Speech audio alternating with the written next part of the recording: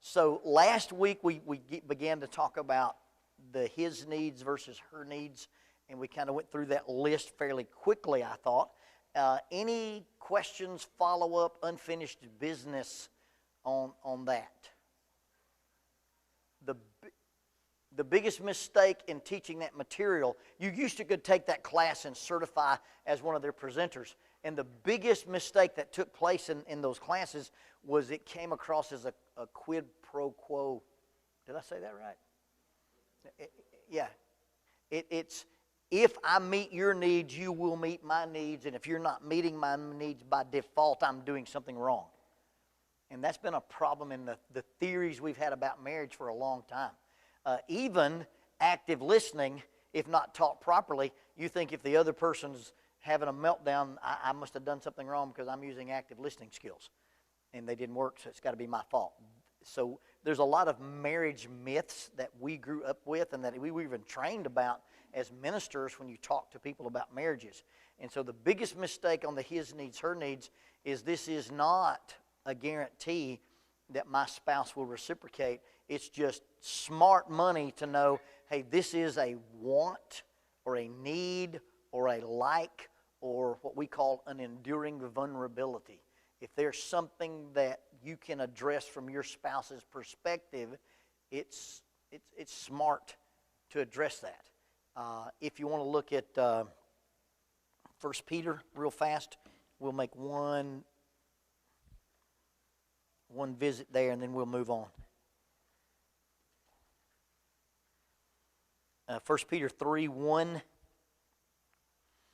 Wives, in the same way, submit yourselves to your own husbands, so that if any of them do not believe the word, they may be won over without words by the behavior of their wives, when they see the purity and reverence of your lives.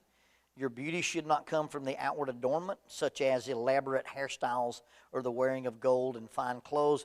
Rather, it should be from the inner self, an unfading beauty of a gentle and quiet spirit, which is great worth in God's sight. Now, why does Peter tell the women that? It may be something you've wondered. It may be something you've kind of kicked against. When Jackie was younger, she used to refer to the S word, submission. And so she would have these discussions about how the church teaches about submission. Why is this written like this? Is it this is what women have to do, or is it smart if women behave this way? Is this about your role as a wife, or is this understanding the enduring vulnerabilities of your husband?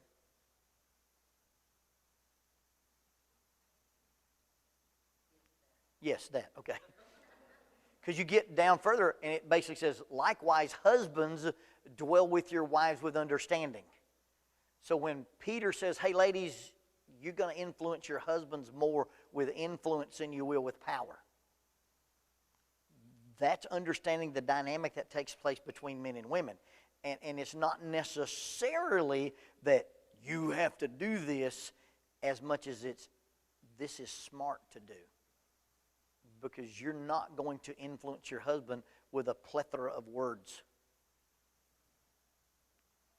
Right, guys? Wrong, guys? What? Okay?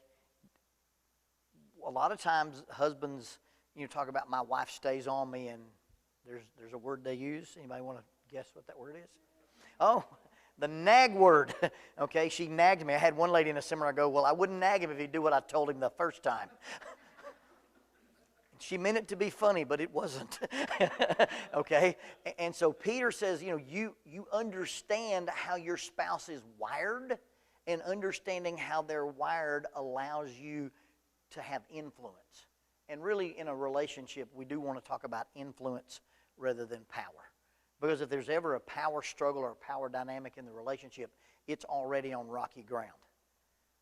When God tells Eve, and your desire shall be for your husband. That phrase in Hebrew is the exact same phrase that he tells Cain when he says, sin is crouching at the door and its desire is to have you.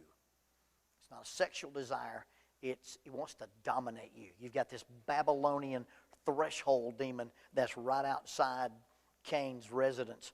And God says, if you step out there, there's something lurking, and it wants to overcome you. Well, he tells Eve, the chapter before, your desire is going to be to overrule or run rampant or be in charge of your husband. And so when Peter says these things, it's about kind of like the his needs, her needs. You understand how your spouse is wired, and you respond to them not necessarily because you have to, but because it's smart to. Does that make sense? You can tell your kids, you're going to bed now. And that works sometimes, right? Does it sometimes not work? But you can say, hey, in 5 minutes, we're going to go to bed. And what happens there? They get some ramp-up time for transition. Jackie will tell our grandkids, now, we're going to go to bed, but before you go to bed, you can either have popcorn or popsicle. Now, they don't realize that once they've made the choice to eat a popsicle or eat popcorn, they've agreed to go to bed. It's high-level manipulation. I mean, it's just like, and I think, this is amazing as I sit there with my popsicle. And I know I'm going to bed too, but she got me just like she did them. And so he's telling them this is how you respond to the way your spouse is wired, not necessarily this ordination of you have to obey these rules. Does that make sense? Does that help with the his needs, her needs? All right, so moving past the his needs, her needs, and we'll come back and visit some attunement stuff later, I want you to think about the story of you. Okay? So when you think about your relationship, and you start thinking about, hey, this is us. Think about a green screen. You guys know what a green screen is? It's, the little girl who's doing the news stands there, and there's a tornado behind her, but her hair's not blowing. That's because they've superimposed that thing behind her. Well, you set your marriage, you set your relationship in a backdrop of this describes the story of us. And so you've got, and if you want to play this game with me, you put your hands out like this, and these are your scales. And I'll give you each side, and you decide which side is heavier and which side is lighter. Okay? So if these are your scales, and you're looking at the story of you, celebration or regret? Which do you have more of in your marriage? Now, how is that important? Why is that important?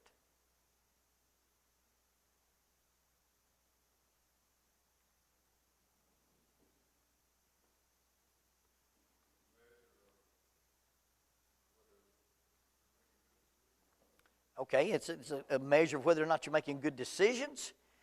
What else is that a measure of?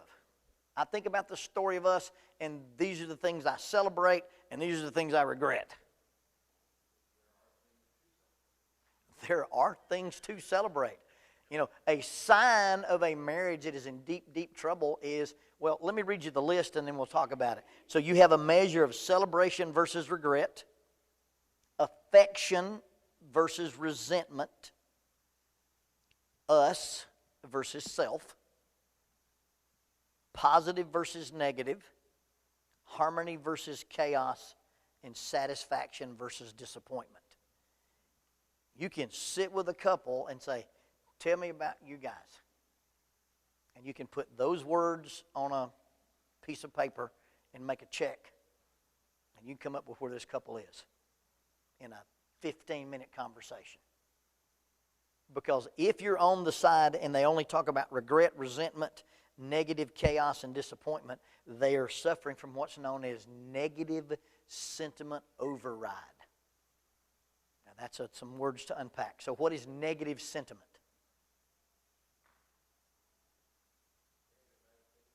Yeah, just thinking about bad things. Okay? Are there bad things, regrettable incidences that happen between couples? What? Sure, yes. Celine was quick to say. No. Yeah, so there are bad things. Why do bad things happen between couples? Yeah, you got an imperfect person married to an imperfect person, living in an imperfect world, and I'm not perfect. When you were dating, you weren't perfect, but what did you decide to do?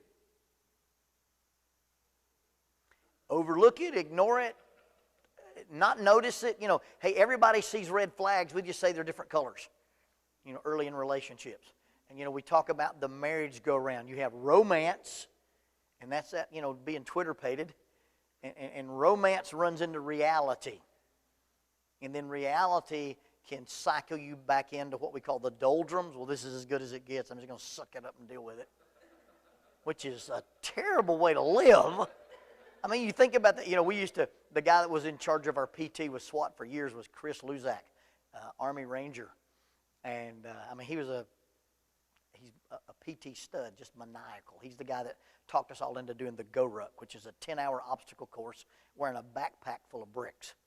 And he thought that would be fun. And we did the silly thing and got a patch. I wear my jacket sometimes with my patch on it. I could have drawn a patch simpler than that. But he would show up to do PE or to do PT with us and had this old beat-up gray shirt, and it said, "Embrace the suck." In other words, hey, we're going to do what we're going to do. It's not going to get any cooler. It's not going to get any warmer. It's not going to get any drier. It's not going to get any wetter. We're going to do what we're going to do. We're going to do it right now. Embrace it. And some people look at their marriages and don't think it can improve, so they just suck it up and deal with it. Some people outside the church have the romance, the reality, and then they recycle. And this is about, before we start thinking in those terms, looking at the story of us, and is it an accurate retelling? Negative sentiment is thinking only about bad things. And then negative sentiment override, what does that mean? What does it mean to override a command, you computer guys, or override a safety mechanism?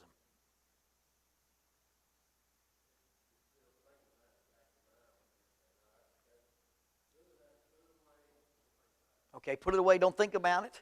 So when you are suffering from negative sentiment override, the negative sentiments override everything else. So instead of looking at celebration, affection, positivity, harmony, and satisfaction, your negative sentiment overrides all that. If you're in danger of being in negative, or if you're in negative sentiment override, and your spouse came in with roses instead of, "Oh, thank you, I love you," but what have you done? You can't see a gift for a gift. You can't see a good gesture. It's always something in the back of your mind that overrides everything. Now, if you're living in a place where the story of you is only disappointments, is only selfishness, is only negativity, is only chaos, what do you start thinking about? Getting out of it. And oftentimes the formula for getting out of something is to convince yourself this is so bad that anything else would be better. And once you do a current level comparison to an alternate level comparison, you're almost doomed. Because what happens with alternate level comparisons? Yeah, fantasy always wins.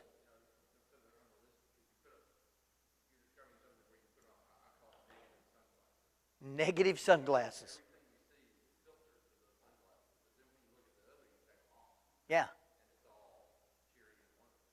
And so you have this unrealistic negative view of life at home, and then you have this alternate comparison of life away from home, whether it's single or somebody. And the two comparisons aren't even close. Anybody ever traded a perfectly good car for another car? How does that work? Well, this doesn't have a backup camera. I can't get Sirius radio on this. I don't have a thing on my mirror that tells me when a guy's in my blind spot. This is practically a death trap. And then all of a sudden, we talk ourselves out of a car that we're not making payments on into a car that has payments. When your wife tells you this kitchen is inconvenient, you're moving. I'm telling you right now, because as time goes on, the inconvenience of the kitchen replaces the entire house. And so when you start being dissatisfied with your spouse, and instead of looking at the things that you can celebrate, the things that are satisfactory, the things that are harmonious, the things about us, and it's just about me, once I start unbalancing the relationship with that negative sentimentality, I've had couples tell me, I can't ever remember being happy. Now, if you're married to a person and you were never, ever happy, why did you marry them? I mean, is it just me? Or is that a kind of a special kind of stupid? I mean, you think about what happens on a wedding. Somebody tell me what happens at weddings.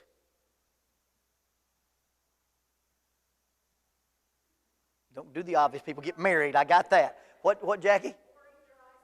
Boring, dry ceremonies.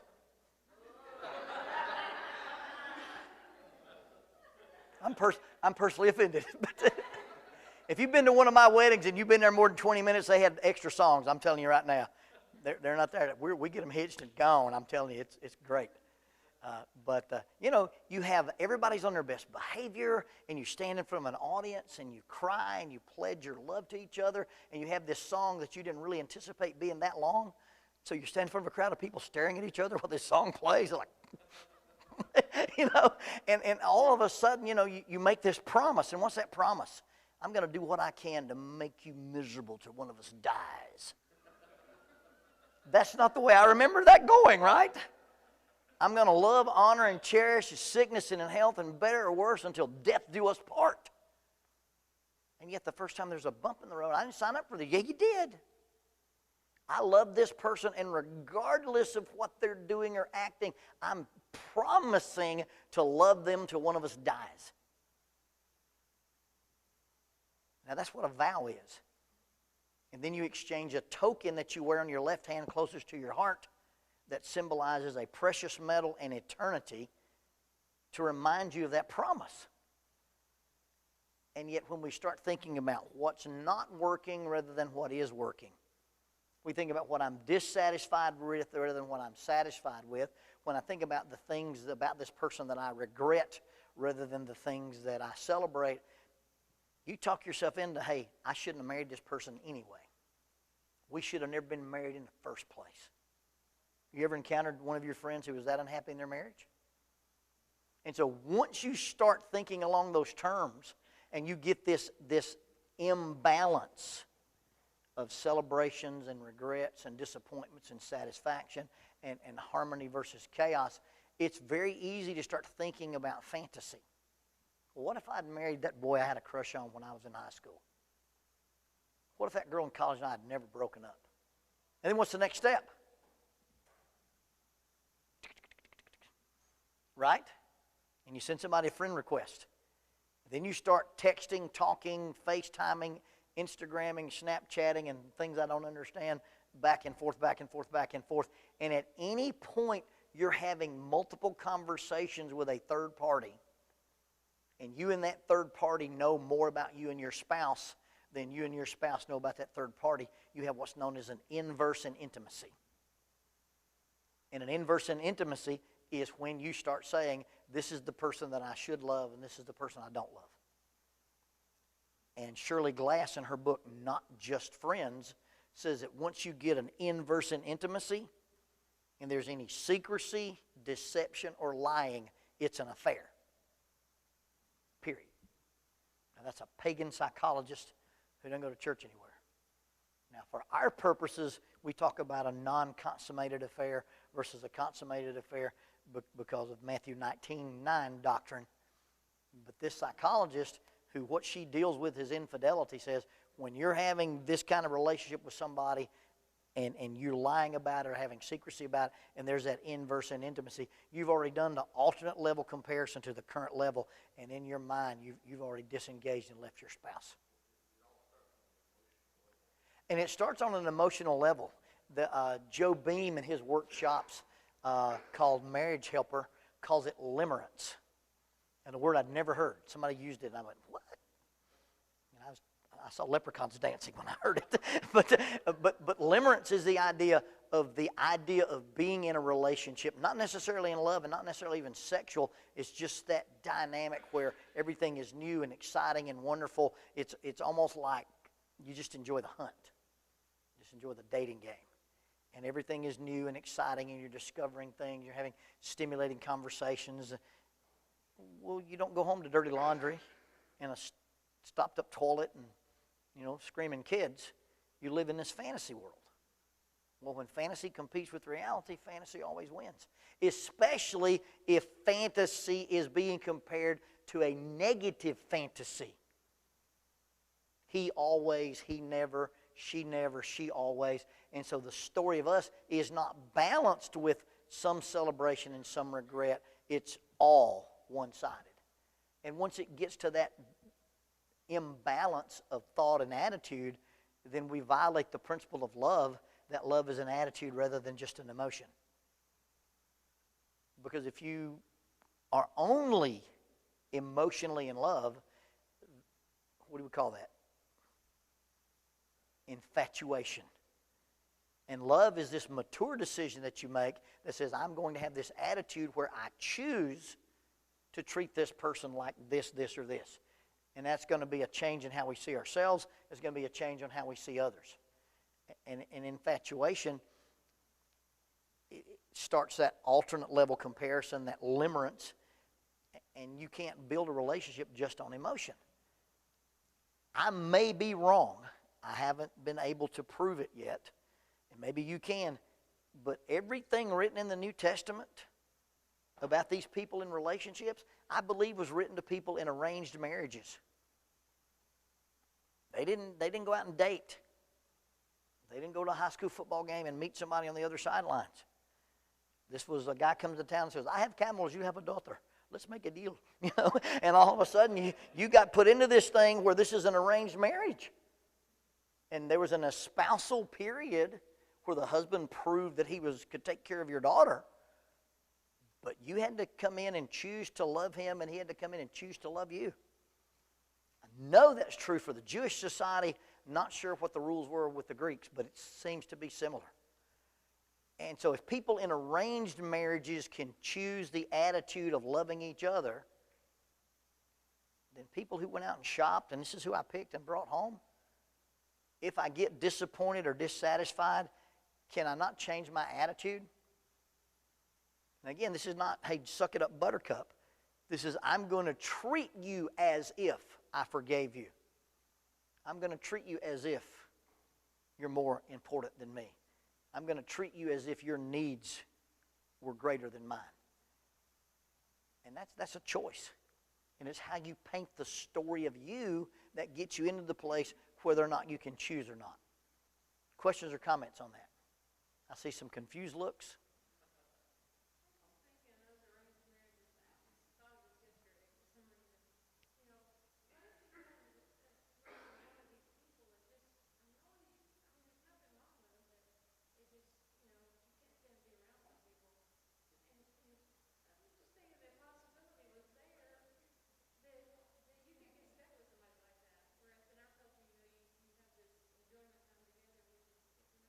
So Celine says, what about in these arranged marriages? She was thinking about this yesterday. What if you got stuck with somebody that just for whatever reason just annoyed you, pressed on all your wrong buttons?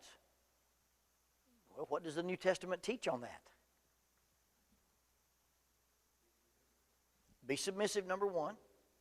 And that's a two-way street. I'm submissive to the needs of my wife like Christ was submissive to the needs of the church. Jackie?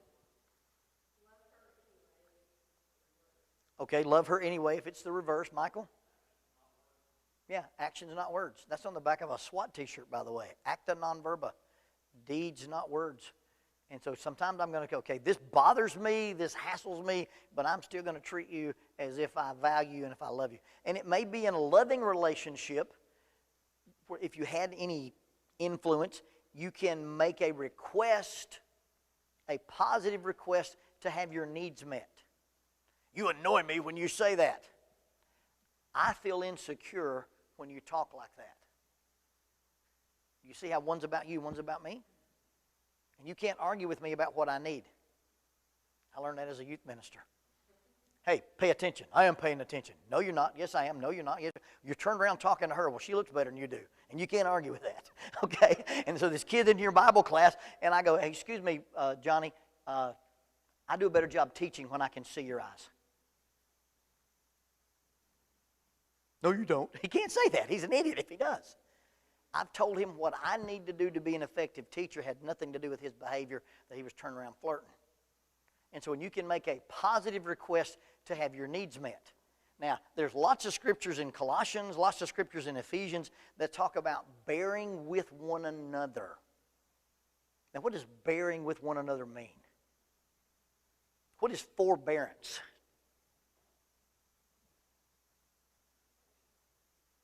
Patience. Try to get along with the people that annoy you. Understand that everybody's not like you.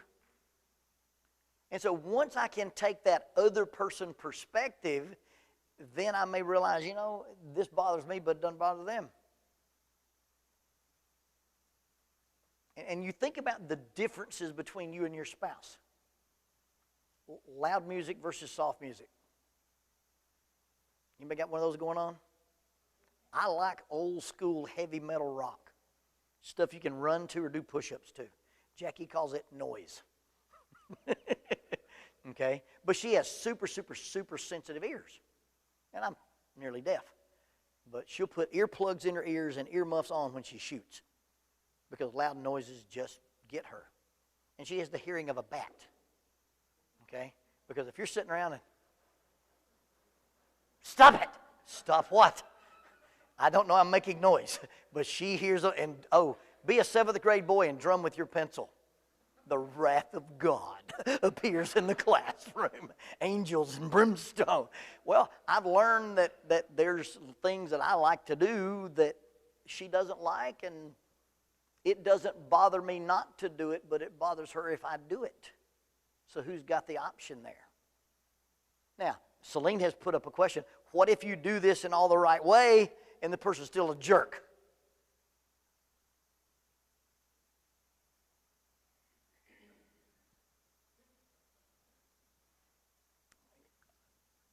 Is it worth living celibate the rest of your life not to be in a relationship with that person? How annoyed are you? Are you willing to turn in your sex card?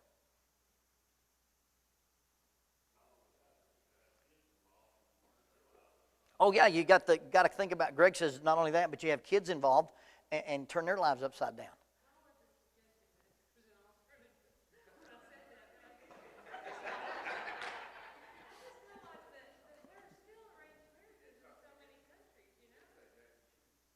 Yeah.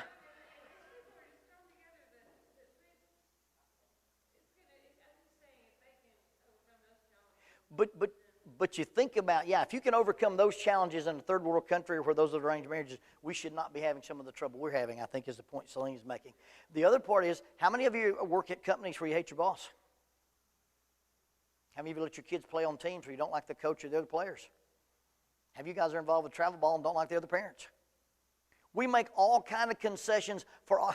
I wasn't pointing my finger at you, Michael. I'm saying, okay, we make all kind of concessions for all these other things, but when we come to the church or we come to our spouse, those are deal breakers. Am I right or am I wrong? So again, it becomes an attitude that says, I'm going to make this work because I have to be here.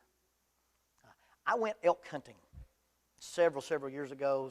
There were these two guys that wanted to go, and one of our friends was moving to Pennsylvania, and so they invited him to go, and it was like, well, we really don't hunt in parties of 3. We go out and we scout in parties of 2, and so Tommy can't go unless he has a partner to go, and Tommy said, hey, Lonnie, you want to go elk hunting? Sure. And so we drive off into Colorado, and we drive off the road as far as we can go. The trucks won't go any further. We unload 4-wheelers, and we drive 3 miles into the backcountry and set up camp. We're at 10,000 feet, and we hike to 13,000 feet every day looking for elks. And it was a lot of fun for about 3 days. And then I realized Lonnie Beth had just gotten her driver's license. I'd taken her to get her driver's license the morning before I left that afternoon. And I just was sitting out there under a big cedar tree in a little campsite I'd made watching this water hole, and I realized it'd take you 3 days to get home right now if your family needed you. Not that my family could call me or contact me, but I got homesick. And I travel all the time, but I was homesick. And I was miserable. And I would have crawled out of there to go home. but I was unwilling to ruin the other guy's trips. I was unwilling to be a miserable camper. I did a lot of soul searching and a lot of praying and decided this is where I'm going to be for the next 10 days, and I'm going to make the best of it. And I was a good camper and a good friend, and, you know, if somebody killed an elk, I'd help them quarter it and drag it out, and I just made it work because I didn't want to ruin it for everybody else. Now, I'm not saying I'm Superman or anything, but a lot of times this us versus self, when you get wrapped up in a relationship and it only becomes about your happiness and not about our happiness, you're already in trouble. Because the one thing you turn in when you get married is you turn in your selfishness card. Now, while you're dating, you have the ability to be absolutely 100% selfish. You go, I'm not going to marry that. I'm not willing to put up with that for 15 minutes or 15 years. And you get to choose. You get to say, this doesn't fit my criteria, I'm out. But once you say I do, selfishness goes out the window. You've given up the right and the ability to be absolutely selfish once you're married. And so you got to say, hey, I'm in this, and I don't want to ruin it for everybody else. Now, make sure when you make concessions that is giving. You're not giving in and you're not giving up. Because if I do anything for Jackie with the idea, well, it'll make her wake up and see what a cool guy I am and she'll do good things for me, that's manipulation. I treat her the way I treat her based on a set of values that I get from God, that I try to emulate poorly and don't always do. But if I ever design my behavior that I act a certain way to control her behavior, that is just unsophisticated manipulation.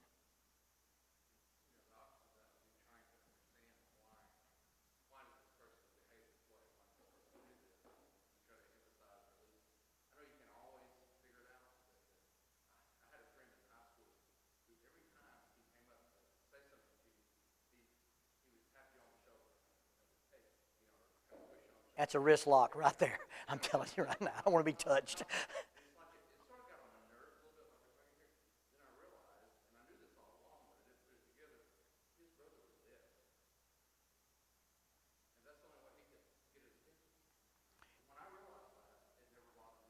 So Scotty shares a story that he had a friend who had an annoying habit of touching him when he talked to him, and he realized that he touched people to get their attention because he had a hearing impaired brother.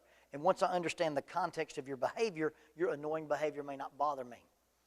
We do what we do the way we do what we do because it works for us or has worked for us on some level. Okay? I define a problem as a lack of resources. I define a dysfunction as a misuse of resources. Well, if I'm doing something and it looks dysfunctional, it probably has some context where it was functional at one time. And those are what we call enduring vulnerabilities. There are people who are non-confrontive because it was a way to keep peace with Dad. There are people who don't want to talk about their emotions because it was a way not to upset Mom. There are people who aren't honest about their mistakes or their fears because they didn't want to be judged for being less of a man. And we come to a marriage with a set of unwritten rules and implicit beliefs. And until I take the time to uncover, and a lot of people don't know why they do what they do, and with a little work, you can go, oh, I link this to this, and that's why I do that. And all behavior has context. Now, dysfunctional behavior that does not have an adaptive context is mental illness. That's people behave the way they behave and there's no reason for it. All behavior is adaptive. We do what we do because the way we do it worked for us and we think it still works. And that's a crash course on trauma, by the way. Everything we do is based on real or perceived trauma. It doesn't have to be big T trauma. It can be little T trauma. All right? Before the bell gets us, this is your verse for the night. So when I start thinking about the story of us, I'm disappointed, I'm discouraged, my feelings are hurt. You know, I've let something upset me about me and Jackie. Philippians chapter 4 and verse 8. Finally, my brothers and sisters, whatever is true, whatever is noble, whatever is right, whatever is pure, whatever is lovely, whatever is admirable, if anything is excellent or praiseworthy, think about these things. And the things that you've learned from me, or received, or heard from me, or seen in me, put into practice, and the God of peace will be with you. Now, is Paul talking about marriages here? Hey, he's talking to a group of church people, and he had to call two ladies out in an apostolic letter.